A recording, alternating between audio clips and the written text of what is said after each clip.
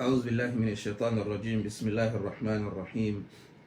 الحمد لله رب العالمين والعاقبة للمتقين ولا عدوان إلا على الظالمين، وأشهد أن لا إله إلا الله وحده لا شريك له، وأشهد أن محمدا صلى الله عليه وآله وسلم عبد الله ورسوله. We thank the Almighty Allah for blessing us with such a wonderful day. We thank Him for His mercies that He's bestowed upon us. We bear witness that there is no deity worthy of worship except the Almighty Allah. We also bear witness that the Prophet Muhammad sallallahu alaihi wasallam is His servant and His messenger. Today is the 20th day of Ramadan, 1441 years after the hijrah of Prophet Muhammad sallallahu alaihi wasallam, which also corresponds with the 13th of May 2020. We are still talking about the Sharia, and we've got to a point where we were speaking about the characteristics of the Sharia, and we saw that the Sharia is encompassing, and then it looks at the nitty-gritties of human life. Yesterday we looked at a trending issue that has to do with a comment made by a nominee to the Supreme Court of Ghana who happens to be a Muslim, and then he said that the Islamic legal system, the Sharia, discriminates against women when it comes to inheritance. So yesterday we clarified that the Sharia doesn't discriminate against women when it comes to inheritance, because there are 4 scenarios where women and men meet in inheritance. When we meet in inheritance, it means they are both inheritors of the deceased person, that relative. So there are instances where the woman will inherit half of what the man will inherit. There are some instances too where the man and the woman will inherit equal proportions. Yesterday we explained that. And then there are some instances where the woman will inherit and the man will not inherit. And there are some instances where the woman will inherit a greater proportion than what the man will inherit. And there are some instances where if the woman inherits, and if a man is put in her position, the man will not inherit anything. And there are some instances where whatever a woman will inherit, if the man comes in to inherit that, he will rather inherit a lesser proportion than her. So today I just want us to look at just some basic issues about Islamic inheritance, because from the video that we saw of the nominee, he displayed ignorance about the fact of Islamic inheritance. Islamic inheritance looks at some of these things. The first thing that Islamic inheritance looks at what we call the pillar of inheritance. It means there are some things that must manifest themselves before inheritance in Islam must take place. The first pillar is that there must be someone who has died. And in determining if someone has died, the Islamic legal system has a lot of education on that. That first and foremost, it should be apparent that the person is dead,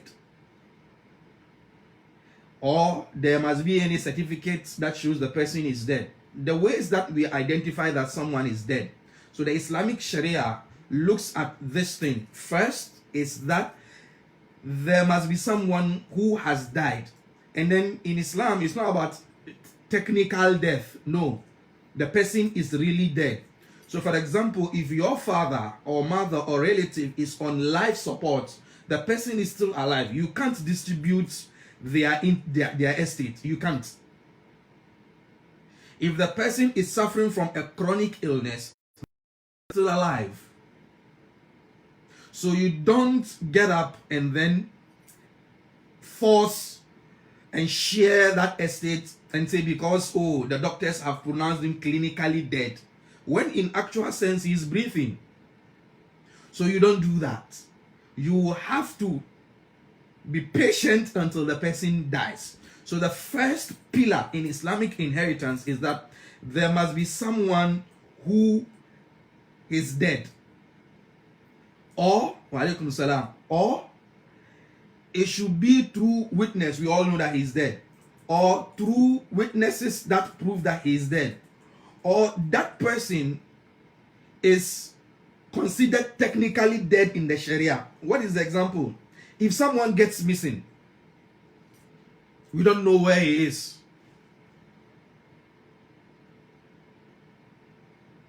and then we have to wait for the person to return. So the Sharia has, a time frame within which we can wait to prove whether the person is dead or alive. But until the Islamic court declares that lost person as dead, we won't get up and then distribute the person's estate.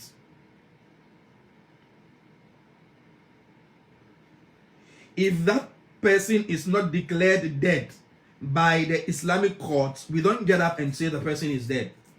So there are structures in Islamic law in that regard. We don't just get up and then declare someone dead because the person is missing or we've not seen the person. So that's first, we must make sure the person is dead. The second pillar in Islam is that there must be someone who is going to inherit that person. He has left behind relatives. And then we will come and look at those relatives, or how is your relation with a diseased person will allow you to inherit that diseased person. If someone dies, what kind of relationship exists between the two of you that will allow you to inherit that person? So it's not everybody that is left behind by a diseased person just gets up and then inherits the person. So there must be someone to inherit the person. And then how do we determine the person who is going to inherit you when you die? Anybody that has 1 out of 3 relations with you, we are going to list 3 relationships. Anybody that has 1 out of these 3 relations in the Islamic legal system is the one who is entitled to inherit you. First relationship is through marriage. So if you are married to a person, then when you die, because of that marital connection, the person is entitled to inherit you. That is one. The second thing is that through family lineage. Through family lineage, if you have family lineage ties with that person, then you are going to inherit that person. And there is not every family lineage.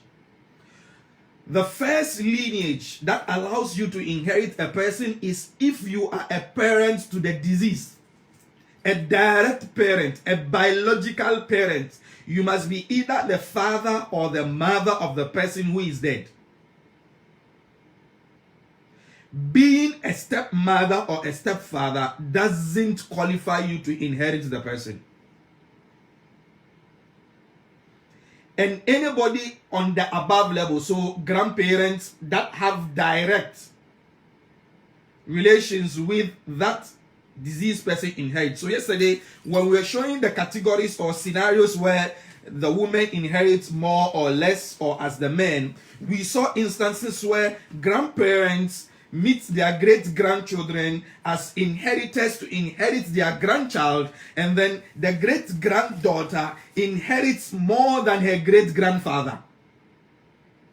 Maybe if you have enough time, we'll try to go through the examples we discussed yesterday. So if it so happens that you are a father to a diseased person or a mother to a diseased person, then nothing prevents you from inheriting that person. So in fara'id or ilm al-mirath, the knowledge of inheritance, because the Prophet Muhammad even made it that knowledge of inheritance in the deen is half of the deen. Knowledge of inheritance in the religion is half of the deen. So with all due respect, Muslims, you don't have any excuse if you don't know these things. Because at any point in time, you might inherit somebody or somebody might inherit you. So if you are well-to-do and then you have estate, at least get to know that if I die, this and this and this and this are the possible people who can inherit me.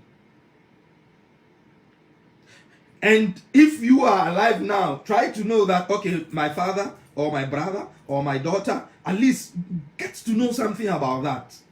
So that you won't go and sit on national television and then make gross mistakes.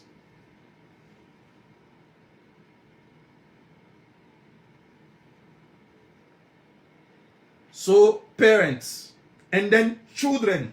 So in Islam, if you are the child of someone, a direct child of the person, you will inherit the person. Don't worry, you can Adams, you can check the videos we had yesterday and then you can continue. So you can, after the program, you can refer to the video. You can go to my YouTube channel, Kishk Bashiru Yendo. The video is there. I uploaded it yesterday. You can have access to it. So if you are a child to someone who is dead, there's nothing that will prevent you from inheriting the person, unless you are a stepchild. If you are a stepchild, for example, father marries a rich woman, even though she's not your mother, and then she passes away, you don't have any claim in her estate because you are not her biological child. Same way, if your father dies and then she has children, her children have no claim in whatever inheritance that your father had. So do not inherit. It's biological children that inherit. Then there are other people who might inherit you. Again, your brother might inherit you. Your sister might inherit you. Your stepbrother might inherit you. Your stepsister may inherit you, but then with conditions. But then, spouses in Islamic law, there are 3 people. Whatever happens, they will inherit. Even if it is a piece of paper that was left behind, these 3 people, they will inherit. Because in Sharia, we have what we call al-hajib in inheritance. Al-hajib. Al-hajib means blocking. That is where we get the term hijab. And the word hijab is also trending. MashaAllah. The word al-hajib comes from hijab, hajaba. Block the person. So in Islam, we have hajabu hirman and hajabu nuqsan. When we say hajabu hirman, that is one inheritor blocks another inheritor totally. But then in hajabu nuqsan, which is partial blocking, for example, if I die and then I leave a wife and then no children, my wife will inherit 1/4 of my estate. But then if it happens that we have children, because of those children, they will block her full 1/4 and then she will take 1/8 rather. So because of, their children, the share of parents or the share of spouses reduces. We call it hajabu nuqsan, partial blocking. But then in hajabu hirman, if I die and I leave behind a wife and a brother without children, my brother will inherit me. But then the moment I have children, my children would automatically block my brother from inheriting me at all. Even if that child is a female child, she will block. And then we saw that example yesterday.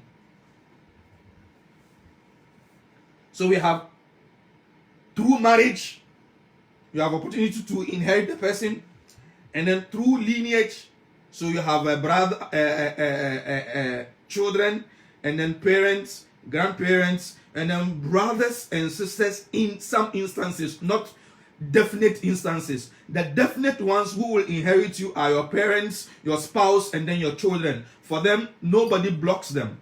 They inherit. Then the last relationship that allows you to inherit someone is through al-wala. Wala is allegiance. And then the allegiance here is that if you had a slave and then you freed the slave, because of that relationship you have with the slave, of you freeing the slave, then you are included in whoever is going to what? Inherit that slave, if that freed slave later what? Gains some property or money. So the first three pillars in inheritance, the first one we said, the person who is going to be inherited must be dead. He must have died, or she must have died. Secondly, the people who are going to inherit must also be available. So if someone dies and then he doesn't leave anybody, then the Islamic State takes the money and then puts it into the Islamic bank. But then if that person has someone who is alive as a relative, the person inherits him. Okay, there is a scenario. What if I die and then my son dies right after me? Who is going to inherit who? If I and my son die, who is going to inherit who?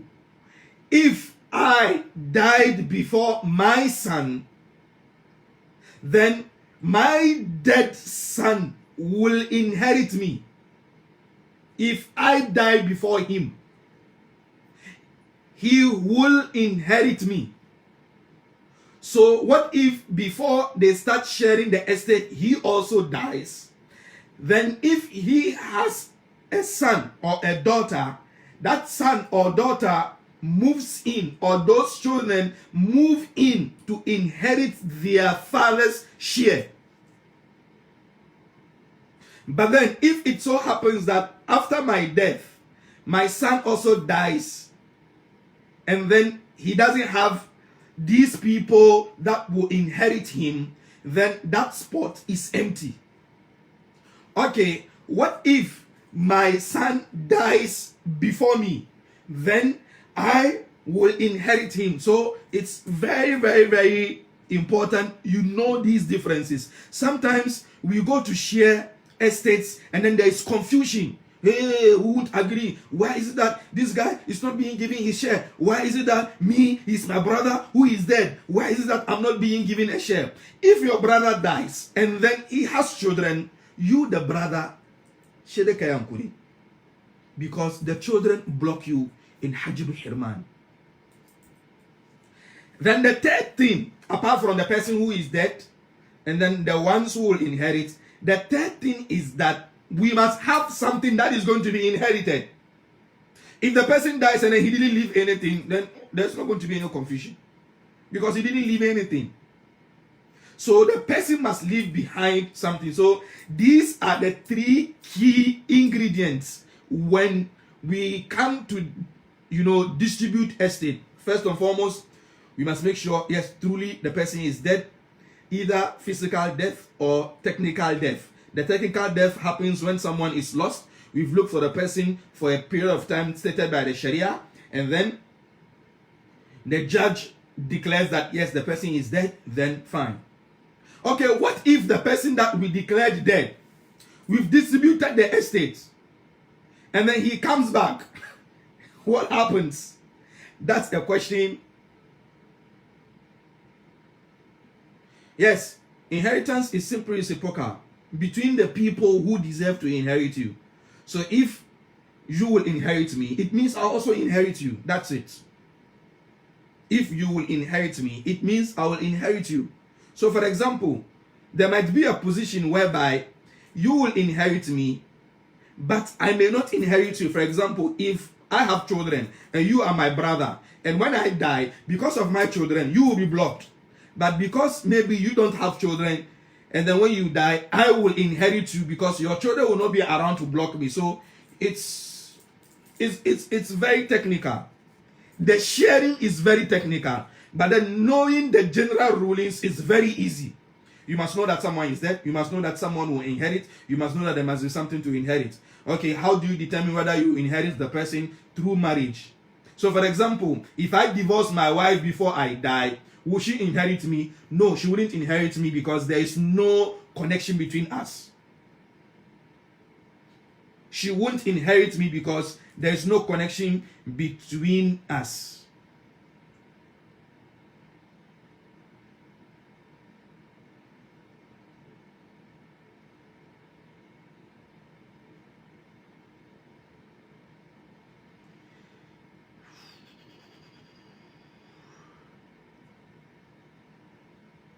So when we look at those people who will inherit the person through relations, we said they are fathers, they are grandfathers, and upwards. And then we have branches. They are the sons, and then the daughters, and then their descendants. And then we have the side attraction people. They are brothers and sisters and uncles and aunties. So the more it extends, the more we look for the people who can inherit you. We have what we call mawani al-mirath. There are some instances that you will not inherit, even though originally, oh Imam Ahmed, oh Sheikh Ahmed, welcome. How are you? Please, after the session, let's speak. Okay, please. I hope you are better now. Alhamdulillah. Please remember Imam Ahmed in your prayers. Yes, a very wonderful friend, a brother, a sheikh, my chief host here in the United States. He's been ill for some days now. Please remember him in your prayers as we enter these last 10 days. So Sheikhana, please, I'll call you in another time, inshallah, so that we talk. We have a lot of discussions to do. Thank you very much for passing by. So there are some instances where, for example, originally you will inherit a person, maybe a wife. Her husband is there, and then he dies. Originally, she will inherit him. But then there are some obstacles that will prevent you from inheriting. The number one obstacle is al-qatl. When you kill the person, a wife poisons her husband, or a husband drowns his wife intentionally because he wants the person to die so that he will enjoy the inheritance. If after investigations we find out that you deliberately killed your wife because she's rich and then you want to take over the intestate, you won't get anything. You will even be prosecuted and then killed too. Can a father say, as for this my son, he will not inherit me? Baba, he will inherit you. So long as it has been proven that he is your son or she's your daughter, she will inherit you. So if you kill someone who originally you will inherit the person, then you are doing yourself a disservice, because the Prophet Muhammad said, وَلَيْسَ لِلْقَاتِلِ شَيْءٍ. The person who has killed someone will not inherit that person, even if originally you're supposed to inherit the person. But then because you are the reason for the killing of the person, either directly or indirectly, deliberate killing, then you will not inherit the person. Last time we discussed some issues concerning killing. For example, if you pick up a gun and then you shoot someone in the head, this is classified in Islamic law as deliberate killing. Why? Because one, the gun is a killing instrument, a tool for killing. Number two, the head is a position where when you shoot, the person will die. You pick and then boom, and then you kill. When you finish, you said, Wallahi, it is not me, it is Shaitan. Shaitan is not there, he didn't come there. You kill the person deliberately. But if you pick a gun and then you are hunting in the forest and then you shoot an antelope and the antelope dodge, and then I was there and then it hit my head, even though the tool that you used is a killing tool, and then my head is a killing place, but then you were not aiming at me, it is called qatlul khata, a mistake killing. Its law is different. Or you take a stick. The stick is not a killing instrument. and then you hit me in the head and then I die. It is called killing, but then that instrument is not a killing instrument. It has also its way. Or you pick a stick and then you hit me on my back. The stick is not a killing instrument. Beating someone on their back is not a way of killing them, but then the person dies. That is also another thing altogether. But what we are looking at is using a killing instrument to hit a place that is meant for killing. Then you've killed the person. So if you kill your wife or you kill your husband, you are not entitled to any inheritance if it is deliberate. If the court justifies that it is deliberate, you won't inherit. Like the case we have of that woman in Nigeria who killed her husband. If after the court decided that the woman killed her husband deliberately, then she doesn't have anything in his estate, her daughter would rather inherit what? Inherit her father. So in this case, because it's an only daughter, and then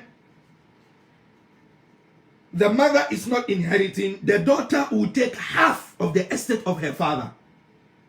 So if the father of the father is alive, for example, the man who was killed in Nigeria, his father is alive, and then his daughter is there, and then the mother is there. So the man who was killed, both parents are alive. His father and then his mother are both alive, and then his daughter is there. Because the wife killed him, his wife will be prevented from inheriting him. She loses her inheritance, straightforward, because she killed her husband. Then the daughter will take half, and then his mother and his father will take 1/6.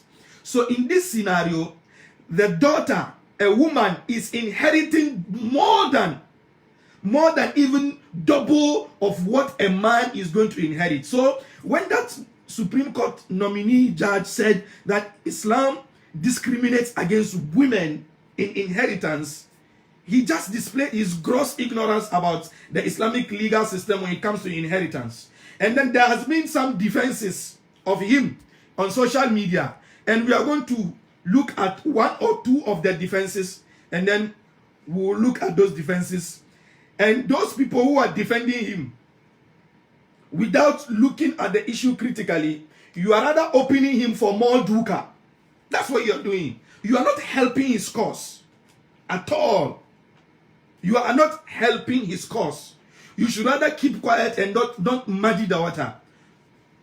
Keep quiet and don't muddy the water.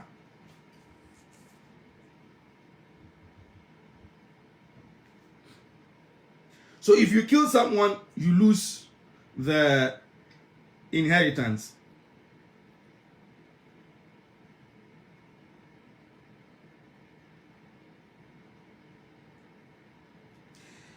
What about someone who is a slave? Can a slave inherit you? No.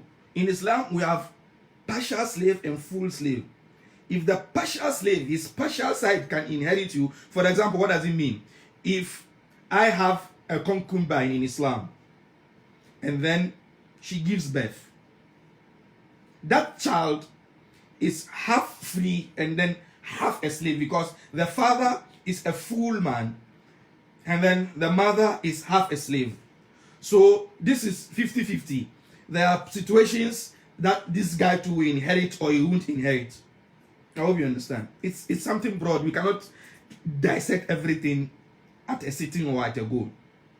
And then finally, ikhtilaf ad-din, difference in religion.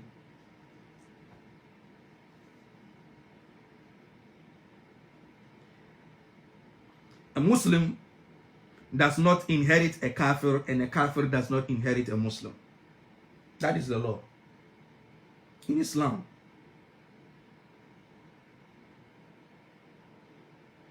Controversial, right? Okay, what if my father is a rich man and then he's not a Muslim and then he dies? Can I inherit him? You can't inherit him because of the difference of deen. Okay, what if the person who is dead is a Muslim and then one of his children had, left Islam? The person has left Islam. I'm going to answer your question now. You have a child. The child has apostated, left Islam. You are rich. The Islamic legal system says the person is not going to inherit. That's what Islam says. But then, we are in a jurisdiction whereby you cannot fully implement the Islamic legal system. You have to give him something. Because if he takes it to court, the court, because of civil whatever, will quash you and then give it to him. So, it doesn't mean Islam is being discriminatory or no. Islam doesn't want a Muslim's property or wealth to be used to attack Islam. That's what Islam is.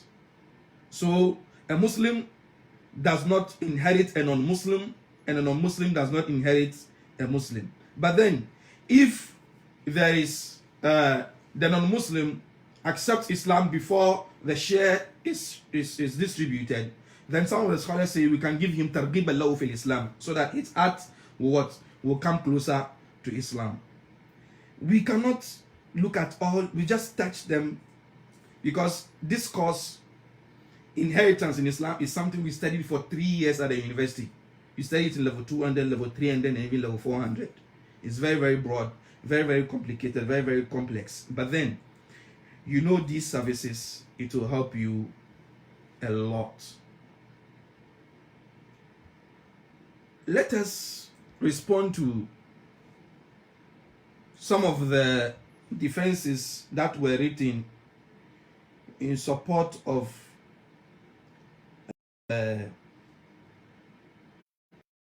is it Quran? Oh.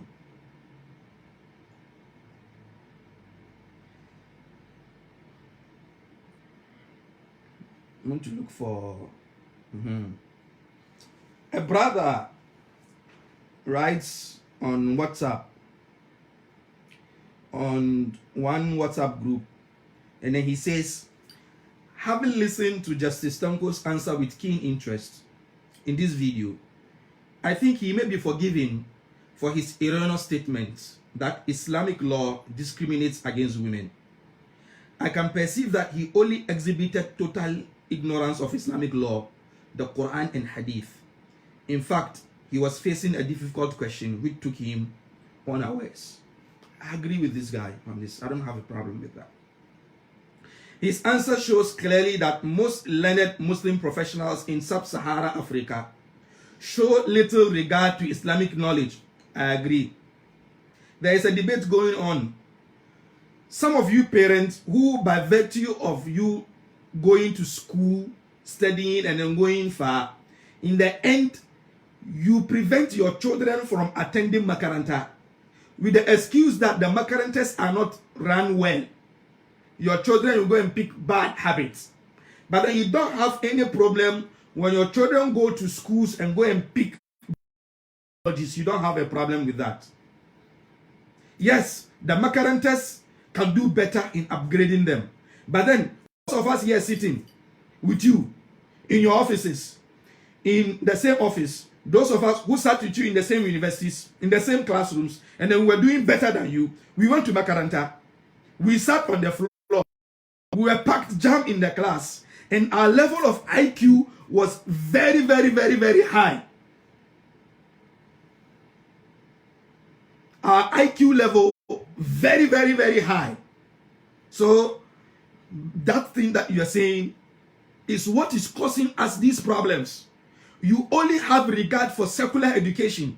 You don't have regard for anything Islamic education. Your child grows up and then he doesn't understand his left from his right in the religion, and then he spews anything he wants. It is this same ideology that the justice has when he is telling us that young girls, we shouldn't bother them with, religious symbols at that young age. When they grow up, they can decide for themselves. And then Ayariga was pulling his mind that religion is something that people practice. So if they don't learn it at their tender age, when they grow up, there is no guarantee that they will stay steadfast to it. And then the judge told him plainly that he still stands on his ignorance on that. So I agree totally with this guy, or this Sheikh Yusuf Dominic, my brother, who writes and then he says, it is clearly that most of our professionals, or some of them, do not have, or they show little regard for Islamic knowledge. He failed, Sheikh Dominic continues, he failed to recognize that Islamic inheritance law is the most logical, most rational, very scientific, and mathematically accurate. Thank you very much, Chef.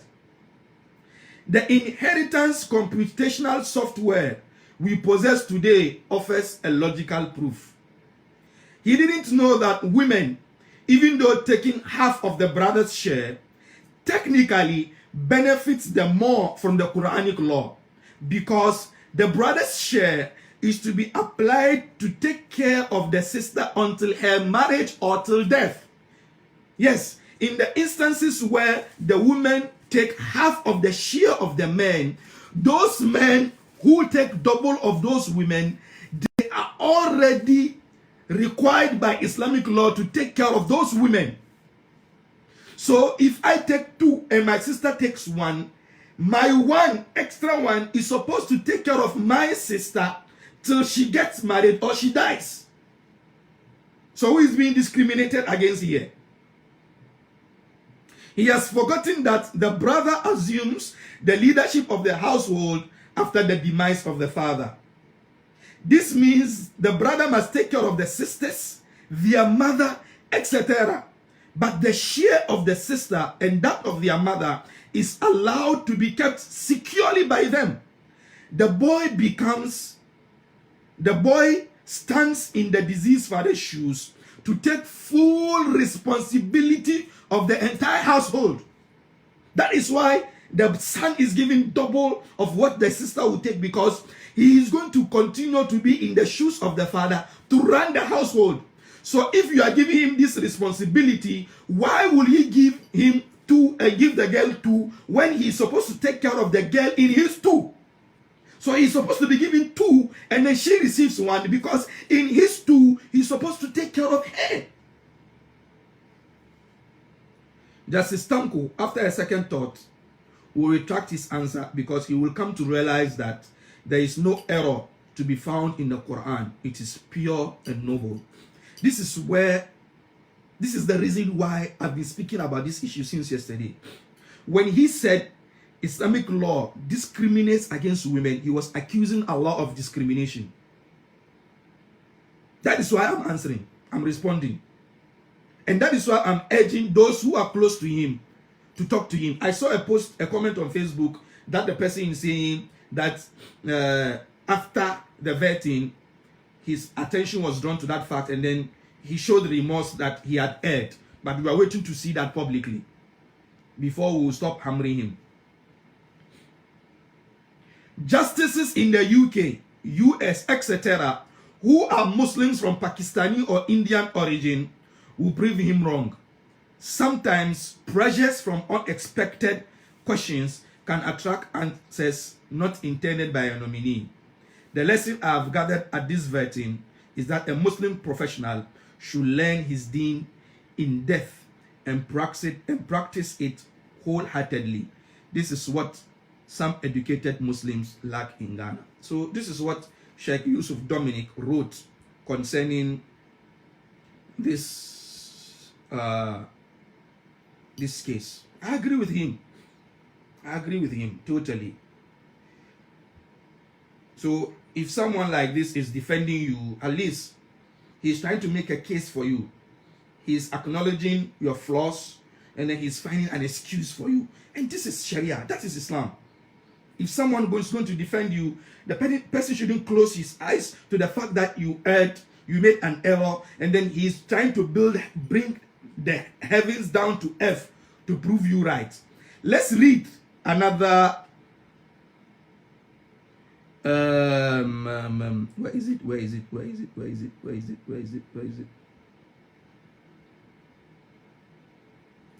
Another,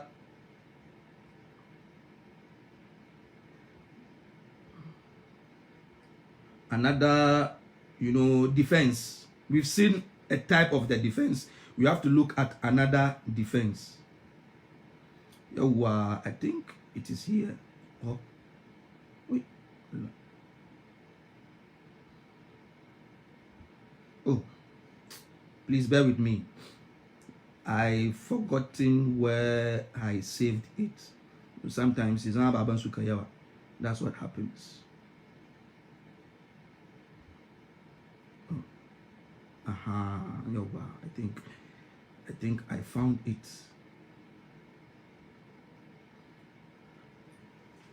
Justice Amadou Tanko taken out of context by Muhammad Amin Lamte, lecturer, Islamic University. What many Ghanaians, especially Muslims, expected to be a moment of celebration seemed to hit a temporary snag due to misconceptions and the lack of appreciation of critical legal issues concerning veiling of school-going Muslim girls and the distribution of estate in accordance with Sharia law. Yes, what was expected to be something that we are going to celebrate. Yes, we are all happy. A Muslim brother has been, nominated for the first time in the history of Ghana to sit on the bench at the Supreme Court. Yes, Alhamdulillah. But then it hit a temporary snag due to misconceptions and lack of appreciation of critical legal issues concerning veiling of school-going Muslim girls and the distribution of the estate in accordance with Sharia law. The question here is, who are the ones who are having misconceptions and lack of appreciation of critical legal issues concerning the veiling of school-going Muslim girls and the distribution of estate in accordance with Sharia law? Who are those? Who is having that misconception? Is it the judge who is having the misconception, or we who are listening to him who are having the misconception?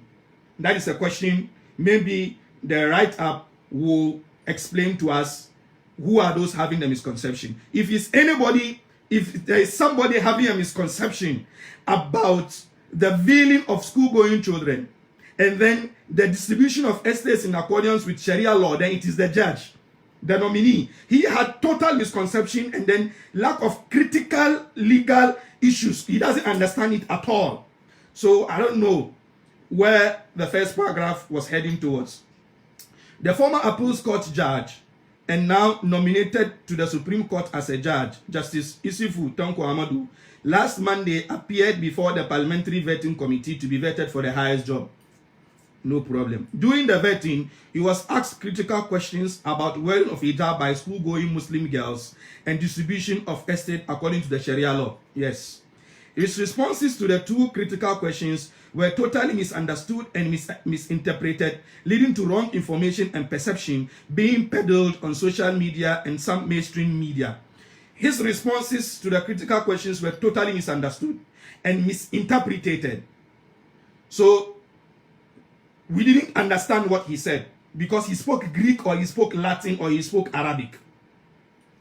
First of all, it must be made clear that Justice Amadou Tanko appeared before the Vetting Committee of Parliament as a public officer being considered for one of the highest positions in Ghana's judiciary.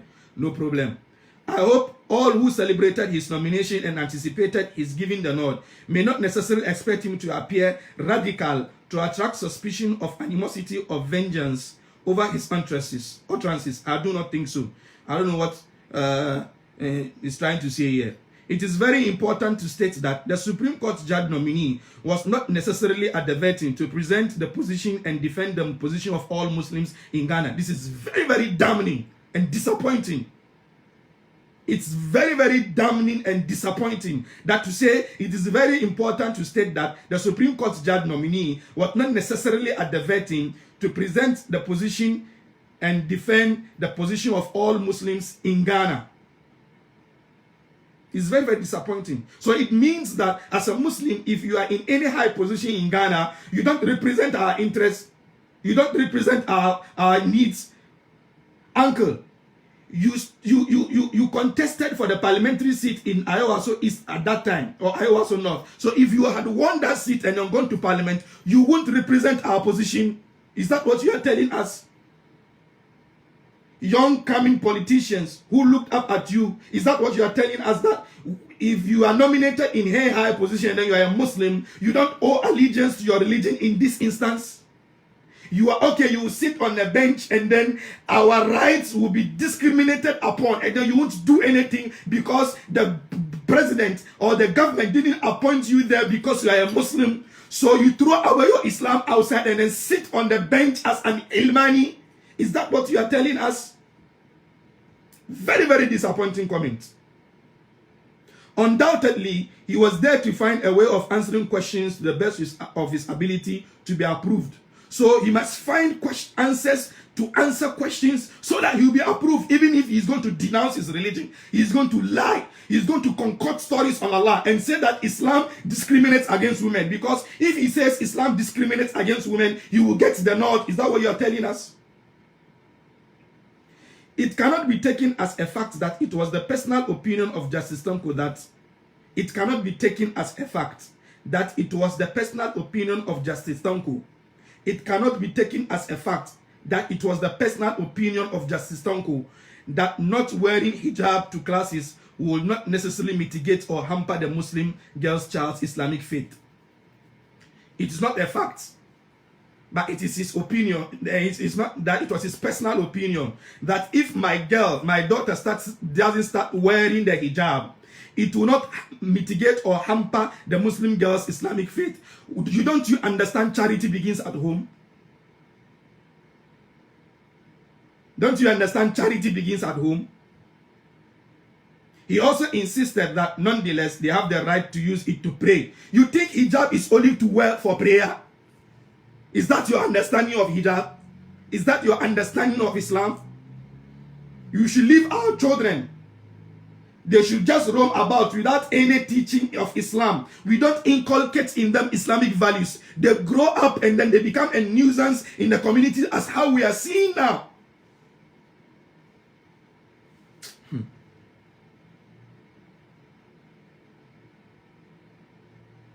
Offensive as we were made to understand by some section of concerned Muslims, it is a personal opinion he offered and a wrong opinion that goes against the core tenets of his religion. I do not think we should encourage our school-going children to miss their class lessons due to hijab. I do not think we should encourage our school-going children to miss their class lessons due to hijab. Because the girl will not be allowed to wear hijab, we shouldn't encourage her not to lose her classes because she will not be allowed to wear hijab. Fine, I agree with you on that partially. That yes, the fact that some schools will not allow our girls to wear hijab doesn't mean that we should boycott school because the girls will not be allowed to wear hijab. Yes, I agree with you on that. But then, compromising on that, he had a position at the vetting to send a clear-cut sound message that the hijab has this importance. The work that our ladies did last year in championing the cause of the hijab was shot in the foot, killed and destroyed by his statements.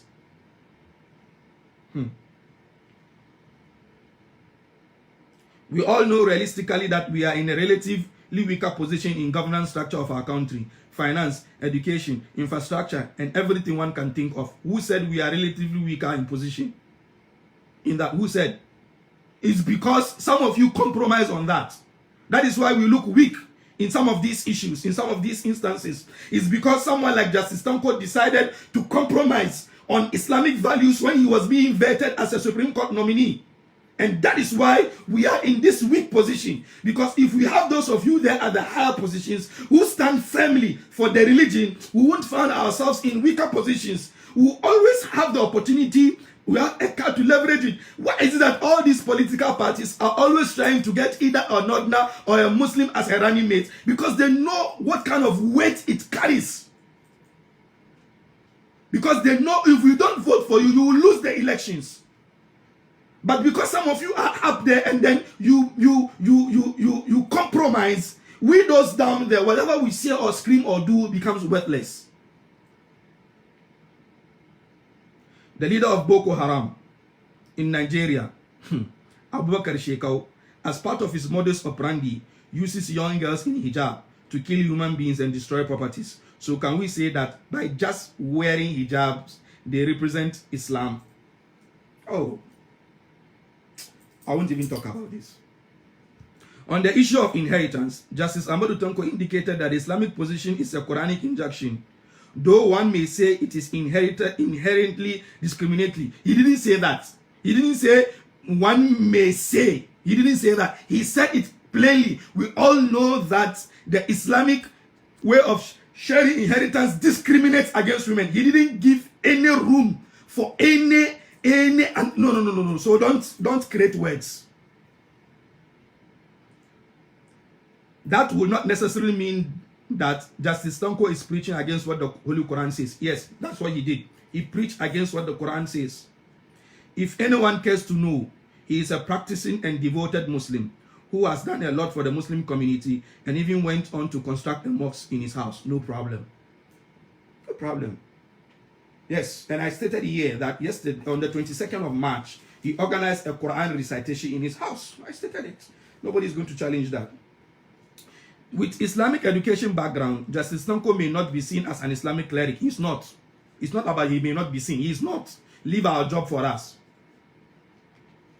But can't be described as an illiterate of Islamic knowledge and jurisprudence. That thing that he said proves that he is illiterate when it comes to Islamic knowledge and jurisprudence. For you to open your mouth and then say Islamic law discriminates against women in inheritance is enough proof for us that you have shown that you are illiterate when it comes to Islamic law and jurisprudence. The evidence on the ground is that most beneficiaries go to change the distribution of estate because of PNDC law 111. Most. I don't know the evidence. I can't talk about that. So when Honorable Neil Amtevandapoy asked his question in relation to the late president of Liberty Professionals Football Club, Alhaji Laitete State, what he said was purely legal in contest. He went on to say that once he is Laitete has a Christian widow who is opposed to the distribution according to Islamic law Sharia, nobody can do anything about it because Islamic law is not universally applied unless there is a consensus by all beneficiaries. Fine. If the wife who is not a Muslim says she won't allow to be shared that way and she takes it to court, that's because she's not a Muslim. That's because she's a Christian. So why should Muslims be held ransom for what a Christian decides to do because her husband is a Muslim? Why should the rest of us be held ransom for that? We can be more truthful and accurate than this unambiguous response to a very sensitive issue. Unambiguous. Your report is rather unambiguous, Uncle, please. Are we then suggesting that the newly nominated Muslim Supreme Court judge should have sounded emotional, radical, and overzealous like a bigot to be disqualified from being confirmed as a Supreme Court judge? Wow. So by saying the Almighty Allah discriminates against women, you are normal. You are a good Muslim, law-abiding, because you want to be a Supreme Court judge. To hell with being a Supreme Court judge if you are going to accuse Allah of discrimination. To hell with that job. To hell with it. If you are going to discriminate, if you are going to say Allah discriminates against women inheritance before you are being given the nod, then to hell with that job.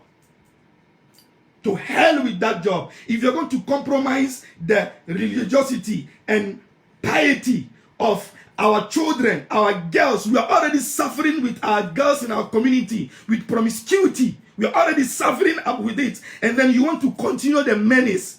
The hijab at least gives them that sense of covering. She knows that as a woman, she must cover up. At a younger age, she's being taught to cover up so that when she grows up, she doesn't take opening her body up just like that. But then you are compromising that and telling us that those who say that the women must wear their hijab or the Almighty Allah shared everything equally in the Quran, we are emotional, radical, overzealous bigots.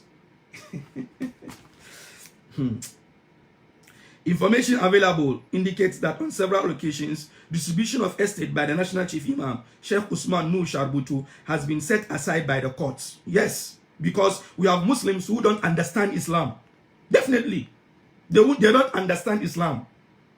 They think, like you, that Islam discriminates against women when it comes to inheritance. So they will run to the court so that they will quash what the National Chief Imam will do, so that they will get it. It is so because under legal regime, unless you appoint administrators, any person who distributes will have done so illegally unless the beneficiaries agree by consensus. Most often, they disagree. It's not most often they disagree. You want to tell me that all the intestate that was shared in this country by Muslims, they disagreed? No. National Chief Imam on several occasions admonishes Muslims to avoid going to court on matters of estate distribution because it has destroyed many families. You agree to that fact? It has destroyed many families. The Chief Imam is doing his responsibility as the father of the nation to admonish us that when you have issues concerning inheritance, don't take it to court, because when you take it to court, it loses the barakah, the blessings. You have justified that now.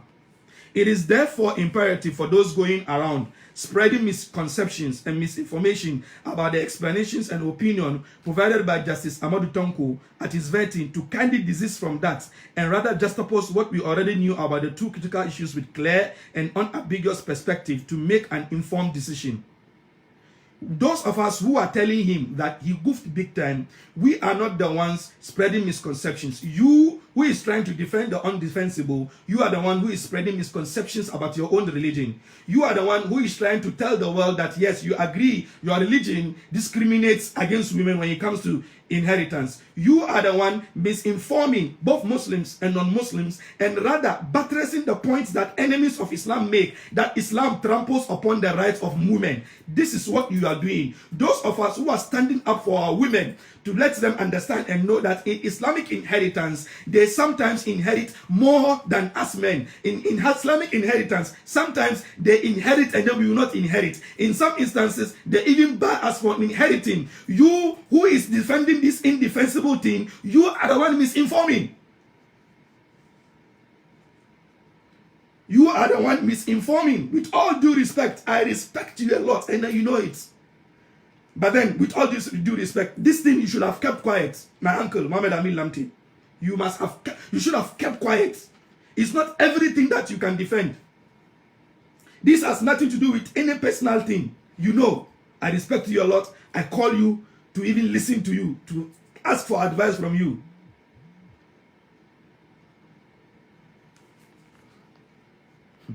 I don't think with our prevailing challenges as a people who allow our school-going girls to sacrifice their lessons for hijab, but they can sacrifice their iman for schools. We need to stand for their rights. We can multitask. Okay, because the school says they should not wear hijab, they can't wear hijab. So we fold our arms and say, "Top, the school is better than hijab, so go to school." They end up and then they enter high places and then they disappoint us because we didn't feel in them the iman when they were little. Charity, they say, begins at home. It is through a clarion call to our Muslim leaders to recognize Ghana as a secular state and thus lobby through our parliament to bring an end to these controversial debates. Yes, the parliament can lobby to bring an end to these controversial debates, but then the judiciary cannot do that for us. Our Muslim brother who is going to sit on the bench cannot use his influence indirectly, without sounding bias, to help us. He shot us in the foot. We must endeavor to do our utmost best to create the enabled environment for Muslim children to attend their schools without any restrictions on wearing of the hijab. I totally agree. It is always said that when one appears before the parliamentary vetting committee, one needs to be truthful, assertive, critical, analytical, and do well to communicate effectively if you want to scale through. So the truth is that Islam discriminates against women. The truth, the assertive, and then the critical analysis is that the Almighty Allah discriminates against our wives, our daughters, our sisters in inheritance. Is that the truth? Is that what you are supposed to say there? The celebration, please, let's give Justice Amadou Tonko the benefit of the doubt and not hang him by the expression of his personal view on a sensitive matter live on camera. Islam doesn't look at your personal opinion. If you don't know, you keep quiet. The justice could have done his best without even... He could have done his best without even involving the Islamic legal system at all. Talk about his personal opinion. But the moment he said Islam discriminates against women in property sharing, which is totally erroneous, then he touched us. We must also touch him. But then when he gives his personal opinion, then that's different. He didn't give his personal opinion there. He stated a categorical statement. The celebration of this great and monumental achievement of Justice Amadou Tonko must continue unabated. Yes, we celebrate the achievement because we felt that him sitting there will give us some respite, at least that we have a Muslim brother on the bench, and that some discriminations that are meted against out against us, he would at least inform the judges there, and even if he is sitting on a case, he will do the right thing. His performance at the betting was generally good. As for that one, I don't know. So I want to appeal to my fellow Muslims not to use these emotions to nail Justice Tonko for his views on the two issues he spoke upon. So I replied my uncle and I told him that the justification that you are giving is even worse than what Tonko himself said. Wanting to use grammatical gymnastics to justify an accusation towards Allah of injustice, the writer did the man no good. People are just going to come at him again, this time harder. Whatever clause or grammatical phrase he used doesn't exonerate him from saying Islamic law by manner of distribution discriminates against women. This statement itself is a display of gross ignorance of Islamic law. No matter the situation of multiple wives from different religions, Islam has various scenarios in the distribution of inheritance. There are scenarios where she inherits same as the man, other times more than him, other times she bars him totally or partially from inheriting. In some cases, where she inherits, he wouldn't even get a share. This statement of his is a strong point and as an excuse for the people who used to reject the chief imam's sharing of inheritance. If a nominee is telling, already we have people who do not want to share the inheritance according to the Islamic legal system, and then they reject the national chief imam's sharing of the inheritance, and then a Muslim Supreme Court judge comes and then he emphasizes their position, he buttresses, and then he says Islamic legal system discriminates against women. He is just vindicating them. At the end, they will say, yes, even the Muslim Supreme Court judge says his own religion discriminates against women. One can be a devout Muslim, but be completely ignorant of some issues in Islam. Yes. No one can judge his piety or religiosity, but the fact remains that he goofed big time when he said Islam discriminates against women. This time is a time we were supposed to celebrate with him and congratulate him, but he shot us and himself in the foot by this statement.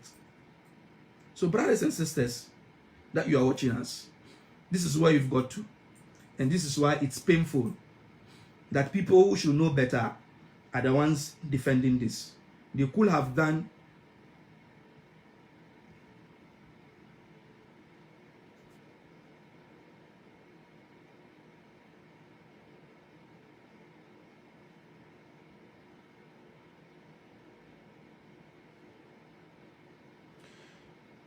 so.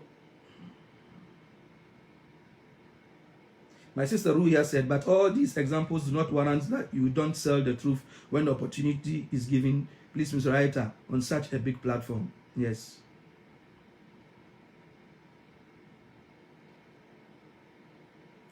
I'm late, but my question is that what if the woman had a male child from a previous marriage with the current new husband going to inherit her when she passes away? Yes, if she's married to you, and then you die, you are going to inherit it. But then if she has a previous child from another marriage, that child is not going to inherit you, even if you are married to his mother, because there's no connection between you and that child when it comes to biological connection. So the child cannot inherit you.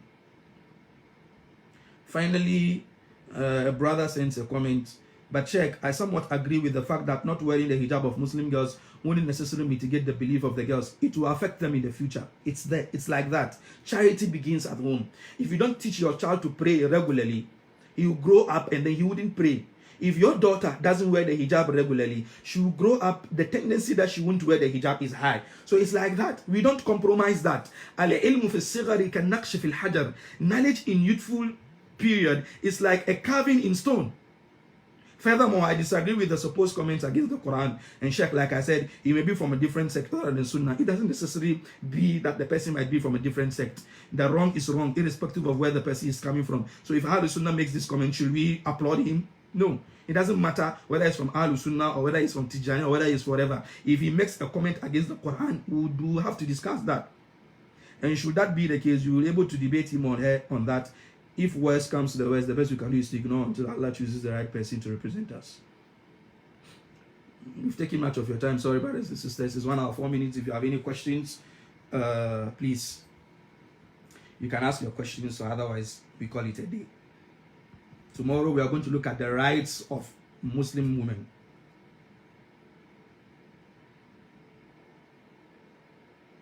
Yes, I think the study of Mirath should be understood before talked about, and even not all Imam do share. Yes, yes, I agree with you, my brother Abdul Ghani. The study of Mirath, as I said, it is half the knowledge of the deen. And not even one person can go and share Mirath, to go and share estate. No, it doesn't happen. I told you when we were back in university in Niger, a brother came and then he said someone had died in their area, and then since we are in level 3 and then we've read something about estate sharing, they have invited us to come and share the estate. I told him, what? We can't share any estates. We can't do that. So please, let's go and see the appropriate quarters, those who've had experience in estate sharing. Sometimes the experts themselves commit mistakes when they are sharing estates. They make mistakes. They make mistakes. They make mistakes. So please, don't get up and then share the estate on your own. At least get 5 scholars who will sit on it for some time, not in a day, not even in a week, to exhaust all these options. So thank you very much for that comment, my brother.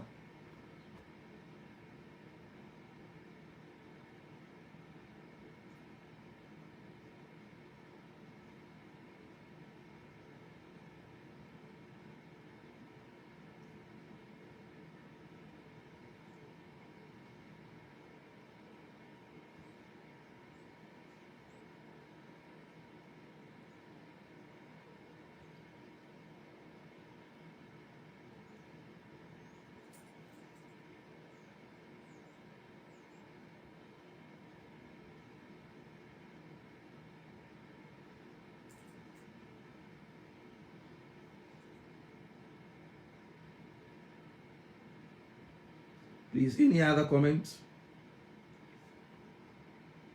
Any other question?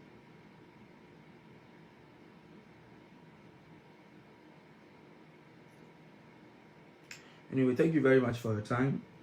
May the Almighty Allah safeguard us and bless us. And tomorrow we'll look at the rights of Muslim women. You know, sometimes this happens.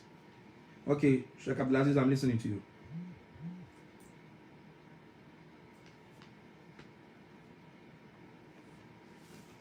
Sometimes some of this happens when we don't educate ourselves about the rights of our own women.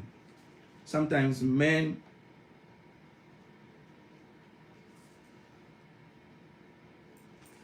I think what he did shows that he has no knowledge on Islam. I think we should rather have a better platform to teach some people in our office, since they don't make some time for Islamic knowledge when they were young. Yes, sometimes they do it. Some of them have private tuitions. Yes, I know. Some of them do. But then the problem here was that he could have just sealed his mouth and then wouldn't be, running around, this issue. This was a time for us to celebrate with him. But then he has allowed us to tear him down. And other people who love him are not doing him service by defending him. And then trying to make us look like we are radicals, we are overzealous people, we are bigots. No, it doesn't go that way. We can disagree with decorum. But then if those of us who are disagreeing with your position, you use all kinds of adjectives on us, it doesn't help. It doesn't solve the problem. Please, in Ghana, where we don't subscribe to Sharia, how do we carry out the Sharia of a deceased estate? No. The law gives a room for that. Yes, in Muhammadan ordinance. You see, we just have to, look deeper into our law books in Ghana as Muslims, the Muslim lawyers we have and the judges that we have, to try as much as possible to study Islamic law. No Muslim judge in our country, Ghana, who doesn't study Islamic law, he shouldn't forgive himself. Because you have a big opportunity, to help in solve the discriminations that Muslims go through in our country. Because you are there. So if you have the knowledge of Islamic law, it helps you to solve a lot of problems for us. But because you don't have the knowledge of Islamic law, you come and make utterances like this. But there is room. Some people have that opportunity to share. So some relatives take it upon themselves and share the estate as per their prerogative. Please, what's your comment on this? It is wrong. We are going against the dictates of Allah. So find a sheikh to do that for you. That's it. Not one sheikh. That is why we have offices, Islamic offices across the country. You have Islamic imams across the country, and they will help in doing that.